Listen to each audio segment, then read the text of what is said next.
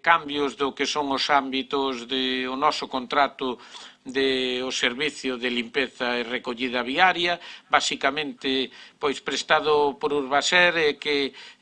permitimos que o que é as barredoras, o que é aquelas baldeos que se están facendo, se poda facer con hipoclorito hasta unha mezcla na que nos dixeron que non se poñen en peligro o que é a súa maquinaria, que son 2,5 litros por cada 1000 litros que leven de agua. Espero que con eso pois podamos ir mellorando o que é a desinfección de moitas áreas. Por outra parte, teño que decir que aqueles vehículos municipales que siguen prestando servicios e servicios por quendas vanse a poder desinfectar máis a menudo ao longo do día, e iso gracias tamén á aportación dunha empresa privada de Salpicar, que nos deixa o que é o seu equipo de ozono, e, polo tanto, o noso agradecimento é así poder mellorar o que é a limpeza de estes servicios tan básicos como é o do transporte municipal. O alcalde informou de que están a buscar unha solución axeitada para darlle cobertura ás persoas en situación de vulnerabilidade social,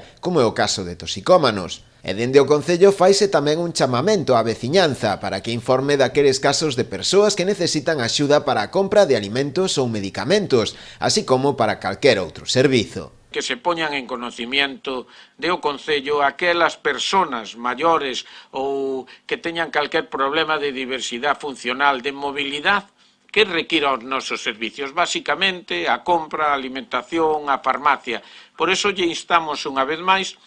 que se poñan en contacto pois cos teléfonos que temos dado este día. Un que funcionará pois durante o tempo necesario, que é o 981 870933, outro que corresponde aos servicios sociales, que é posible que só sean durante o tempo de traballo dos mismos, que é o 981 87 4131, e por último o servicio do GAIN de as emerxencias, que é o 981 87 60 29. O rexedor tamén lle solicitou ao Goberno Central que estude a posibilidade de autorizar aos concellos a empregar o seu superávit nunha maior contía do que agora se lle vai a permitir, co fin de contar con máis recursos para facer fronte ao estado de emerxencia.